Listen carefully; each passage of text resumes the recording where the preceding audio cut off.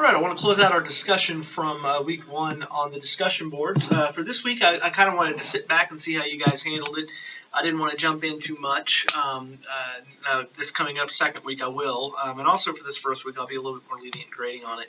I just wanted to kind of see how everyone was doing. But when we're dealing with the issue of specifically the historical context of Isaiah 7, and then more generally the concept of messianic prophecies. Let's talk about both of those. First, the historical context. Of course, in Isaiah 7, we have the immediate context, the historical context of the Syro Ephraimite coalition. This is during a time when the nation of Assyria, which will become the Neo-Assyrian Empire, is starting to re-emerge as the powerful empire or the powerful nation in the region. They haven't quite become as dominant as they will, but with Tiglath-Pileser III bringing Assyria back into dominance in the region, there is a concern among the other nations about this. And so the kingdom of Syria, or called Aram, and of course the kingdom of Israel, the northern kingdom, which is also referred to oftentimes as Ephraim. So this is where we get the Syro Ephraimite coalition. They had wanted King Ahaz of Judah to join them against Tiglath-Pileser III, the Neo-Assyrian Empire that was coming back into dominance. Ahaz refused, and so of course the Syro Ephraimite coalition turned their gaze and turned on Judah to attack them. This is the historical context by which Ahaz, as king of Judah, is caught in this kind of between a rock and a hard place. He doesn't want to join this coalition, and so he wants to ask Tiglath-Pileser III, also known as TP3, if we want to use the shorthand of it, for help. And this is when Isaiah jumps in and confronts the king and says, ask for a sign. And of course, the king refuses, and so God, through Isaiah, says, well, I'm going to give you a sign anyway. And the sign is the Emmanuel child. Now, from the immediate context of the passage, it's clear that this child is a child that would be born in the days of Isaiah. It would be born soon, because it says by the time this child knows to tell good from evil, these two kings that are causing you such problems, these two nations will be destroyed. And of course, this is roughly around 735, the Syro Ephraimite war takes place. By 722, we're going to see the nation of Israel completely destroyed. But even before that, we see they're slapped down and simply become basically under the control of Assyria. And Aram, of course, is destroyed as well, Damascus. And then, of course, Samaria, in the northern kingdom of Israel, Samaria, basically that's all Israel is after TP3 is done with them.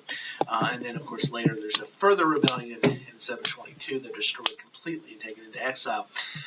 So it's clear from the immediate context of the passage itself that this Emmanuel child that is in view is a child that's going to be born in the days of Isaiah. So the question is, how does that then apply to Jesus? Well, this brings in a broader issue of how we deal with messianic prophecy and messianic elements, and also can help us understand how we deal with just prophecy in general.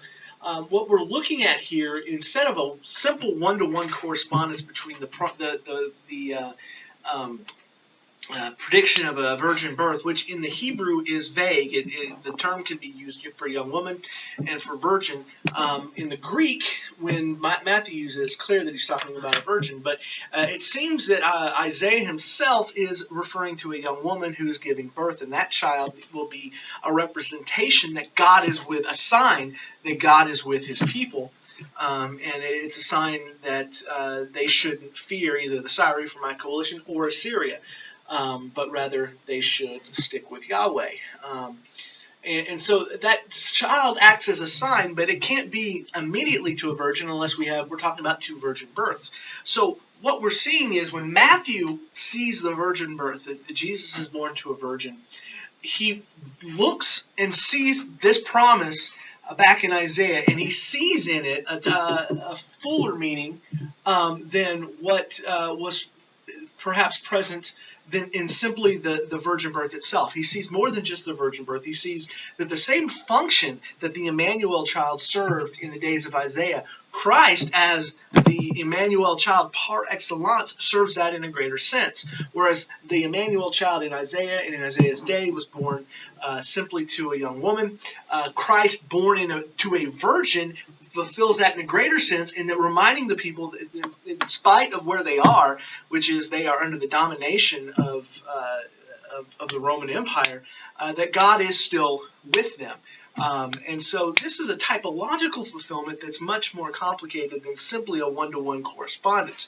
And this is very common in how rabbinic interpretation of the day dealt with the Old Testament, but also we see it in the New Testament, where the New Testament writer will quote one small portion of an Old Testament oracle, or one small portion of the Old Testament, and what he intends for that to do then is for the reader to take the whole part of that and understand that he's referring to the whole thing. That's why when we read the Emmanuel passage and we're dealing with it, we can't just stop at the promise for Emmanuel. We have to keep reading the rest of chapter 7, even into chapter 8, and then into chapter 9, where he gets even more explicit to start referring to another child that actually seems to be more likely to be the immediate fulfillment, if you want to call that a one-to-one correspondence with this messianic expectation. So it's more complicated than just saying a virgin birth, Jesus is it, and that's it. No, because in the immediate context, it seems to be there's a strong. You would have to really ignore a lot of the context to say that child wasn't born in Isaiah's day.